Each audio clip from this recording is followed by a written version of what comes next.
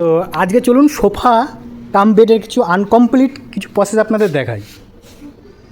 তো প্রথমে এটা বলবো, এটা হলো একটা সোফা কাম বেডের টাকচার। তো এই যে সেই আপনাদের দেখিয়েছি আগে আমি সোফা কাম বেডের, এই যে এখানে কুলটির ডিজাইন কাছ থেকে দেখায় আপনাদের, নিম কাঠের টাকচার আপনার পুরো প্রসেস করা, আপনার ঘুণ ধরার কোনো চান্সই নেই। এই যে এটা আপনার হাতল, এটার কাজ চলছে।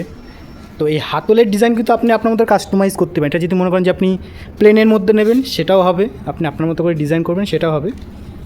তো এই যে একটা ট্রলি আছে, এটার এই একটা ট্রলি, এটা আপনি স্টোরেজও পাবেন। এই যে এটা লেগবোর্ডের কুলটি ডিজাইনটা দেখুন, এই যে। তো বক্স আপনার প্লাইয়ের, কিন্তু আপনার এই যে টাকচা যেগুলো আছে এগুলো কিন্তু আপনার নিম কাঠের। এই যে ট্রলি। তো এটা টোটালটা সোফার ওয়ার্কশপ। এদিকে একটা সোফাও আছে রেডি পুরো কমপ্লিট।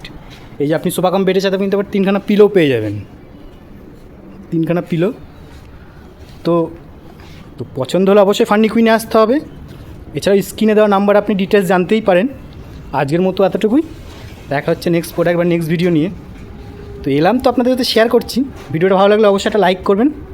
আজকের মতো এতটুকুই।